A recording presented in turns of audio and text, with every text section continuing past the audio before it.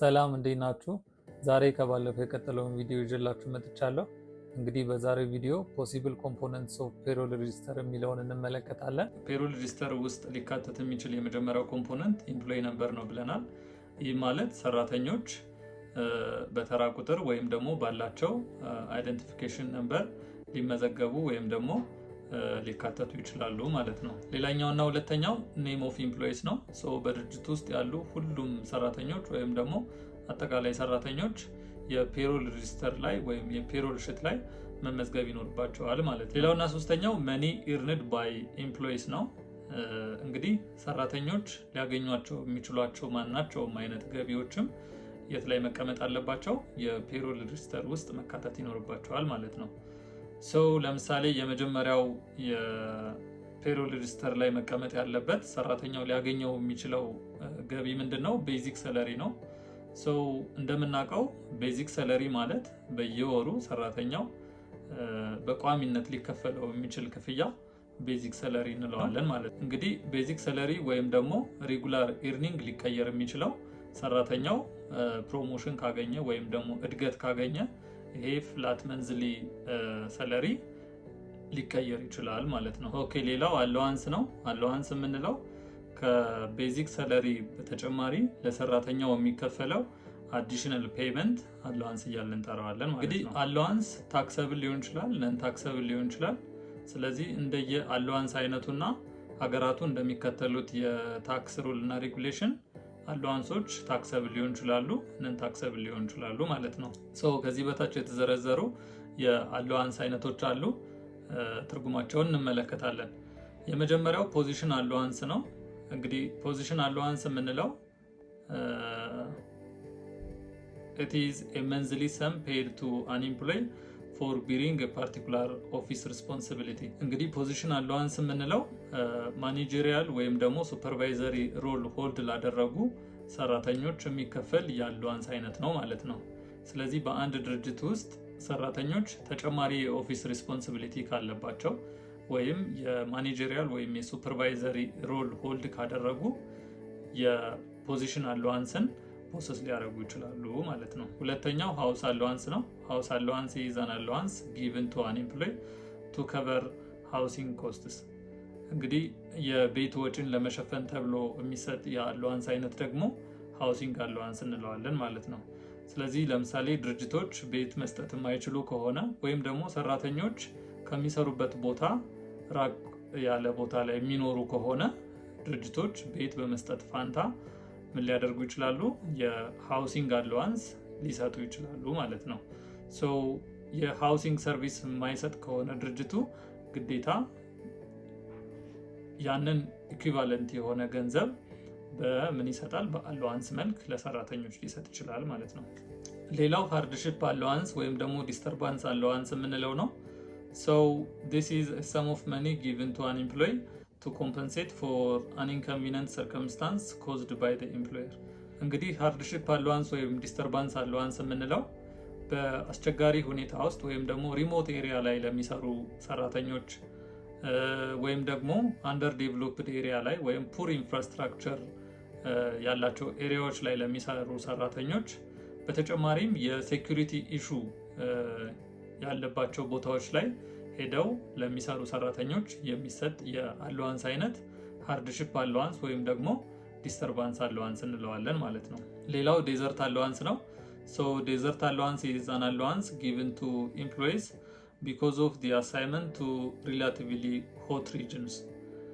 ዴዘርት አለዋንስ የምንላቸው ደግሞ ክላይማቲካሊ በጣም ቻሌንጂንግ ኤሪያዎች ላይ ሄደው ለሚሰሩ ሰራተኞች ለነዚህ አይነት ሰራተኞች የሚሰጥ የአለዋንስ አይነት ዴዘርት አለዋንስ እንለዋለን ማለት ነው። ለምሳሌ ወደኛ ሀገር ብንመጣ ለምሳሌ ወደ አፋር ክልል፣ ወደ ሶማሌ ክልል በጣም ክላይማቲካሊ ቻሌንጂንግ የሆኑ ኤሪያዎች ላይ ሄደው ለሚሰሩ ሰራተኞች የሚሰጥ የአለዋንስ አይነት ዴዘርት አለዋንስ እንለዋለን ማለት ነው።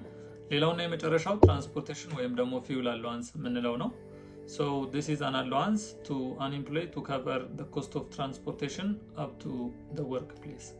እንግዲህ ትራንስፖርቴሽን ወይም ፊውል አለዋንስ የምንለው ሰራተኞች የትራንስፖርት ኮስታቸውን እንዲሸፍኑ የሚሰጣቸው የአለዋንስ አይነት ነው። ብዙ ጊዜ ለትራቨል ወይም ደግሞ ለቪዚት ወይም ደግሞ ከስራ ቦታ እስከ መኖሪያ ቤት ድረስ ላሉ የትራንስፖርት ኮስቶች እነዛን ለመሸፈን የሚሰጥ የአለዋንስ አይነት ፊውል አለዋንስ ወይም ትራንስፖርቴሽን አለዋንስ እያልን እንጠራዋለን ማለት ነው። ኦኬ፣ ሌላው ሰራተኛው ሊያገኘው የሚችለው የኤርኒንግ አይነት ኦቨርታይም ኤርኒንግ ነው። እንግዲህ ኦቨርታይም ኤርኒንግ የምንለው ምንድነው? ሰራተኛው ከሪጉላር ሃወር ውጪ ተጨማሪ ሰዓታትን ሰርቶ የሚያገኘውን ገቢ ኦቨርታይም ኤርኒንግ እንለዋለን። ኦኬ፣ የኦቨርታይም ፔመንት ወይም ደግሞ የትርፍ ሰዓት ክፍያን በተመለከተ በቅርቡ 2 ማሻሻያዎች ተደርገዋል።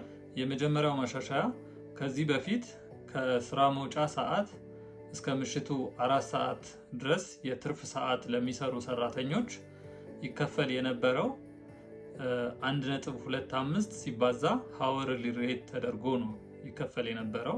ሃወርሊ ሬት የምንለው አንድ ሰራተኛ በሰዓት ምን ያክል ይከፈለዋል የሚለውን የሚያሳየን ነው።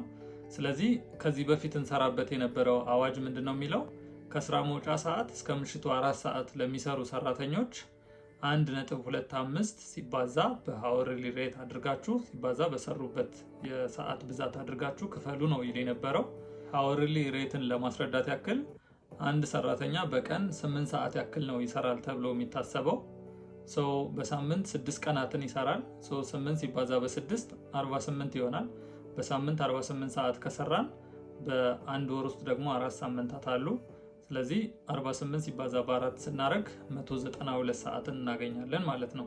ስለዚህ የአንድ ሰራተኛ ሃወርሊ ሬት የምንለው ምንድነው?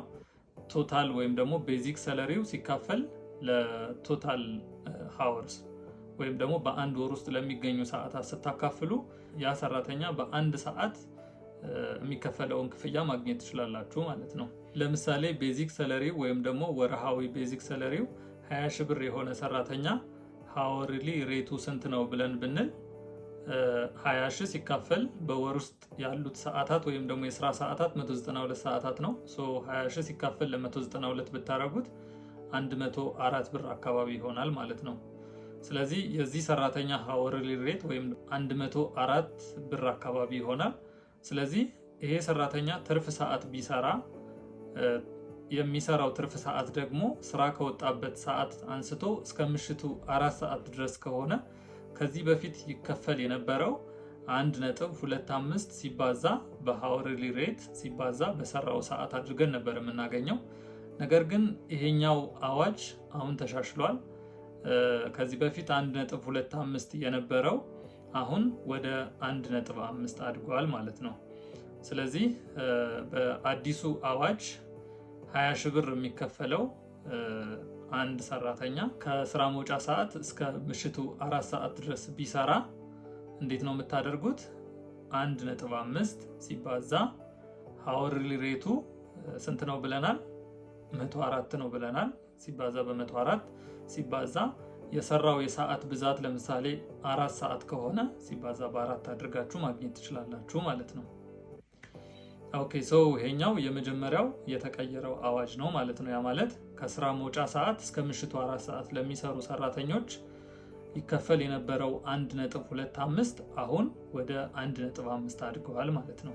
ሁለተኛው ማሻሻያ ከዚህ በፊት ከምሽቱ 4 ሰዓት እስከ ንጋቱ 12 ሰዓት የትርፍ ሰዓት ለሚሰሩ ሰራተኞች ይከፈል የነበረው 1.5 ነበረ። በአዲሱ ማሻሻያ ወይም በአዲሱ አዋጅ ከምሽቱ 4 ሰዓት እስከ ንጋቱ 12 ሰዓት የትርፍ ሰዓት ለሚሰሩ ሰራተኞች ደግሞ 1.75 እንዲሆን ተደርጓል ማለት ነው።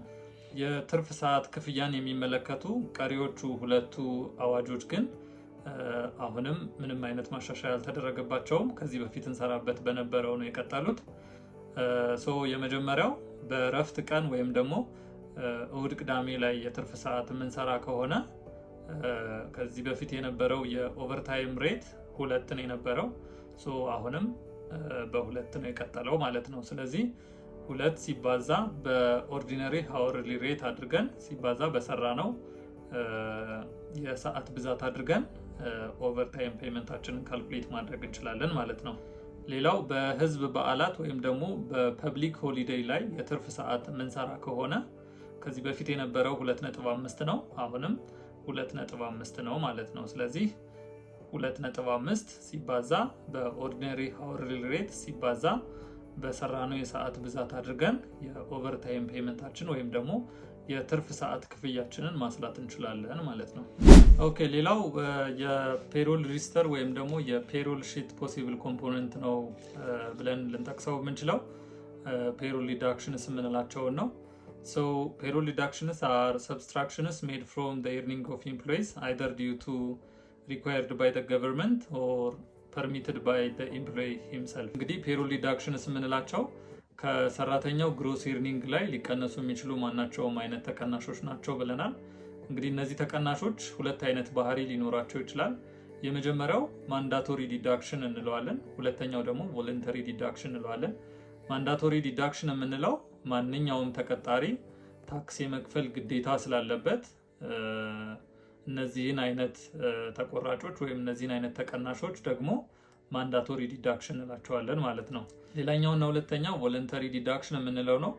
ይሄኛው ሰራተኛው ተገዶ ሳይሆን በራሱ ፍቃድ ከሚከፈለው ደሞዝ ላይ ተቀናሽ እንዲደረግ ስምምነት ከያዘ ወይም ውል ከገባ እነዚህን ደግሞ ቮለንተሪ ዲዳክሽን እንላቸዋለን ማለት ነው። ስለዚህ ፔሮል ዲዳክሽን የምንለው ሰራተኛው የግዴታ መክፈል ያለባቸውን ክፍያዎችና በራሱ በፍቃዱ እንዲቀነስ ወይም ደግሞ ተቆራጭ እንዲሆን ውል የገባባቸውን ተቀናሾች ይጨምራል ማለት ነው። በእኛ ኮንቴክስት በኢትዮጵያን ኮንቴክስት ስናይ ከግሮስ ኢርኒንግ ላይ ተቀናሽ ሊሆኑ የሚችሉ ተቀናሾችን ስንመለከት የመጀመሪያው ኢምፕሎይመንት ኢንካም ታክስ ነው። እንግዲህ እንደሚታወቀው ማንኛውም የኢትዮጵያ ዜጋ የሆነ ሰው ከሚያገኘው ገቢ ላይ የኢምፕሎይመንት ኢንካም ታክስ ተቀናሽ ይደረግበታል ማለት ነው።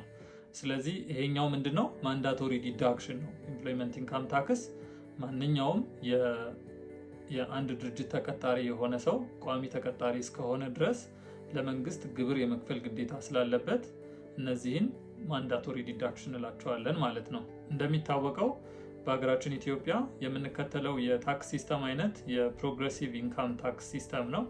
ይህ ማለት ከፍተኛ ኢርኒንግ አላቸው ወይም ደግሞ ከፍተኛ ተከፋይ የሆኑ ሰዎች ቻርጅ የሚደረግባቸው የታክስ መጠንም በዛው ልክ ከፍተኛ ነው ማለት ነው። በኢትዮጵያ ያለውን የኢምፕሎይ ኢንካም ታክስ ስንመለከት የመጀመሪያ ሌቭል ላይ የምናገኛቸው ከ0 ብር እስከ 600 ብር ድረስ የሚከፈላቸውን ሰዎች ነው። እነዚህ ከ0 እስከ 600 የሚከፈላቸው ሰዎች ምንም አይነት ታክስ አይቀነስባቸውም። ስለዚህ ታክስ ኤግዘምፕት ናቸው ማለት ነው። ሁለተኛ ሌቭል ላይ የምናገኘው ከ601 ብር እስከ 1650 ብር ድረስ ደሞዝ ያላቸውን ሰዎች ደግሞ ታክስ ቻርጅ የምናደርገው 10% ነው። ተቀናሽ የሚሆነው ገንዘብ ደግሞ 60 ብር ይሆናል ማለት ነው። በሶስተኛ ሌቭል ላይ ወይም ደግሞ የሶስተኛ ደረጃ ላይ የምናገኛቸው ከ1651 እስከ 3200 ድረስ ደሞዝ የሚከፈላቸውን ሰራተኞች ነው። በዚህ ካታጎሪ ውስጥ ያሉ ሰራተኞች 15% ቻርጅ ይደረጋሉ። ዲዳክሽኑ ወይም ደግሞ ተቀናሹ ደግሞ 142 ብር ከ50 ሳንቲም ይሆናል ማለት ነው። አራተኛው ካቴጎሪ ከ3201 ብር እስከ 5250 ብር ድረስ ነው። በዚህ ካቴጎሪ ውስጥ ያሉ ሰራተኞች 20% ታክስ ቻርጅ ይደረጋሉ።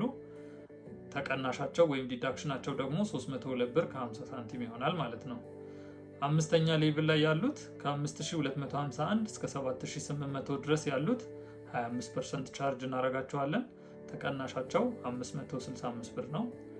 ስድስተኛ ላይ ከ7801 እስከ 10900 ድረስ ገቢ ያላቸው ሰራተኞች 30% ታክስ ሬት ይጣልባቸዋል። ተቀናሻቸው 955 ብር ነው። የመጨረሻው ከ10900 ብር በላይ ደሞዝ የሚከፈላቸው ሰራተኞች 35% ቻርጅ ይደረጋሉ። ተቀናሹ ደግሞ 1500 ብር ነው ማለት ነው። እዚህ ጋር የኢንካም ታክስን ካልኩሌት ስናደርግ ለምሳሌ የመጀመሪያውን ሌቭል ስንወስድ ከ0 እስከ 600 ድረስ ኤግዘምፕት ይደረጋል ብለናል። ስለዚህ ምንም አይነት የኢምፕሎይመንት ኢንካም ታክስ ካልኩሌሽን አያስፈልገንም። ሁለተኛውን ስንወስድ ለምሳሌ ከ601 እስከ 1650 ድረስ ደሞዝ ያላቸውን ሰዎች ታክስ ሬታቸው 10% ነው። ሶ የኢምፕሎይመንት ኢንካም ታክስን ካልኩሌት ስናደርግ ኢምፕሎይ ኢንካም ታክስ ኢኳልስ ቱ ቶታል ኢርኒንግ ኢንካም ታይምስ 10% ማይነስ 60 እናደርጋለን። ስለዚህ አሁን እዚህ ጋር እኔ ማሳየት የፈለኩት ምንድነው 60 142.5 302.5 565 955 እና 1500 እንዴት ነው የመጡት ያልን እንደሆነ እዚህ ጋር አሳያችኋለሁ። ሶ ለምሳሌ ሁለተኛው ሌቭል ላይ ከ601 እስከ 1650 ብር ድረስ ገቢ ያላቸው ሰራተኞች 10% ነው ታክስ የሚጣልባቸው።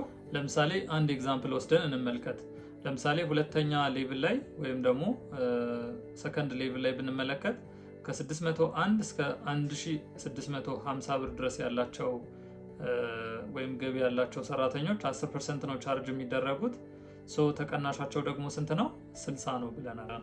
ይሄኛው 60 እንዴት ነው የመጣው ያልን እንደሆነ ፈርስት ሌቭል ላይ ከ0 ብር እስከ 600 ብር ድረስ ያሉ ከ0 ብር እስከ 600 ብር ድረስ ገቢ ያላቸው ሰራተኞች ኤግዘምፕት ይሆናሉ ብለናል። ስለዚህ ለምሳሌ አሁን የኛ ገቢ 1000 ብር ቢሆን ከ0 እስከ 600 ብር ድረስ ያለው ገቢያችን ኤግዘምፕት መደረግ ሲጠበቅበት፣ ነገር ግን አሁን 1000 ብር ደሞዝ ያለን ሰራተኛ ቢኖር 1000 ሲባዛ በቶታል በምንድን ነው የምናደርገው? በ10% ነው የምናደርገው ማለት ነው። ስለዚህ ከ0 እስከ 600 ብር ድረስ ያለው ገንዘባችን ኤግዘምፕት መደረግ ነበረበት። ነገር ግን አሁን በቶታል አማውንት በ10% ምን እያደረግነው ነው? እያባዛ ነው ማለት ነው። ስለዚህ 600 ብር ያክል በስተት በ10% ምን አድርገናል? አባዝተናል ማለት ነው። ሰው 10% ሲባዛ በ600 ብታረጉ ስንት ይሆናል? 60 ይሆናል ማለት ነው። ስለዚህ 60ን የምንቀንስበት ምክንያት ከ0 እስከ 600 ብር ድረስ ኤግዘምፕት መደረግ እያለበት፣ ነገር ግን እኛ በስንት ፐርሰንት ነው እያባዛን ያለ ነው? በ10% ነው እያባዛን ያለ ነው ማለት ነው። ሰው ይሄ 60 ብር ምን መደረግ አለበት? መቀነስ አለበት ማለት ነው። ለምሳሌ ሶስተኛው ላይ ብንሄድ ከ1651 ብር እስከ 3200 ድረስ ገቢ ያላቸውን ሰራተኞች ታክስ የምናደርገው በ15% ነው። ለምሳሌ 2000 ብር ደሞዝ ያለው ሰራተኛ ቢኖረን አሁን ይህን ሰራተኛ ታክስ የምናደርገው በ15% ነው። ምክንያቱም በዚህ ሬንጅ ውስጥ ስለሆነ ያለው በ15% ታክስ እናደርጋለን ማለት ነው። ስለዚህ እዚህ ጋር ስህተታችን ምንድነው? በ0 ብር እስከ 600 ድረስ ያለው ገቢያችን ኤግዘምፕት መደረግ ነበረበት። ሶ ምን እናደርጋለን? 600 ሲባዛ በ15% እናደርጋለን። ሲደመር ከ600 እስከ 1650 ድረስ በመሃል ስንት አለ? 1050 ብር አለ ማለት ነው። ሶ 1050 ብር ያክል ገንዘብ ታክስ መደረግ የነበረበት በ10% ነው። ነገር ግን አሁን እኛ ታክስ እያደረግን ያለነው ደግሞ በስንት ነው? በ15% ነው ማለት ነው። ስለዚህ ልዩነቱ ምን ያክል ነው? 5% ነው። ስለዚህ 1050 ብር በስተት በ5% ምን አድርገናል? ታክስ አድርገነዋል ማለት ነው። ስለዚህ 600 ኤግዘምፕት መደረግ ነበረበት። 1050 ብር ያክሉ ደግሞ በ10% ታክስ መደረግ ነበረበት። ነገር ግን እኛ አሁን በ15% ነው ታክስ እያደረግን ያለ ነው። ሶ በ5% ኤክስትራ ታክስ እየወሰድን ነው ማለት ነው። ስለዚህ 600 ሲባዛ በ15% ሲደመር 1050 ሲባዛ በ0.05 ወይም ደግሞ በ5% ስናደርግ ስንት ይሰጠናል?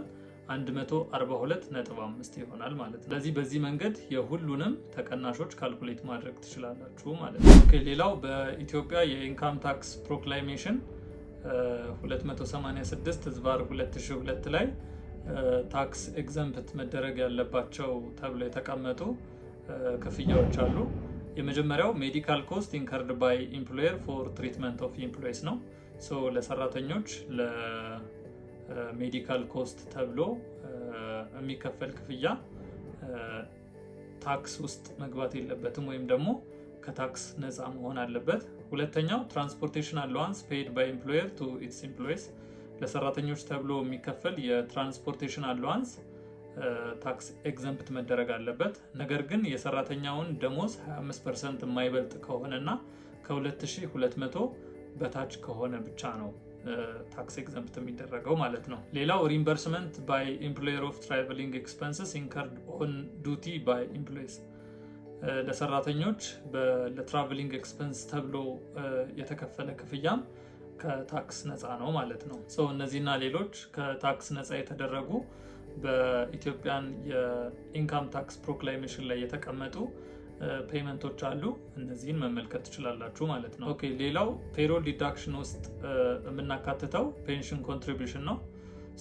ማንኛውም ቋሚ የሆነ የአንድ ድርጅት ተቀጣሪ 7% ያክሉን የሰራተኛውን ደሞዝ በፔንሽን መልክ ኮንትሪቢዩት ማድረግ አለበት ማለት ነው። ስለዚህ ከሁልጊዜም ፔንሽን ኮንትሪቢዩሽን የሚሰራው ከአንድ ሰራተኛ ቤዚክ ሳላሪ ነው። ፔንሽን ኮንትሪቢዩሽንም ሁልጊዜ የሚሰራው ለቴምፖራሪ ሳይሆን ለፐርማነንት ኢምፕሎይስ ነው ማለት ነው። ፐርማነንት ኢምፕሎይስ ኦፍ አን ኦርጋናይዜሽን አር ኤክስፔክትድ ቱ ፔይ ኦር ኮንትሪቢዩት 7% ኦፍ ዴር ቤዚክ ሳላሪ። On the other hand, the employer is also expected to contribute towards the same fund 11% of the basic salary of every permanent employee of it. ስለዚህ ፔንሽን ኮንትሪቢዩሽን አንዱ የፔሮል ዲዳክሽን ነው። ሁሉም ቋሚ ሰራተኛ የቤዚክ ሳላሪውን 7% ያክል ለፔንሽን ኮንትሪቢዩት ማድረግ ይጠበቅበታል ማለት ነው። ለዛሬ ነበረኝ ቆይታ ይህን ይመስላል። በሚቀጥለው ቪዲዮ ደግሞ የኢትዮጵያን ፔሮል ሲስተም የተመለከተ ዲሞንስትሬሽን ፕሮብለም ይዤላችሁ እመጣለሁ።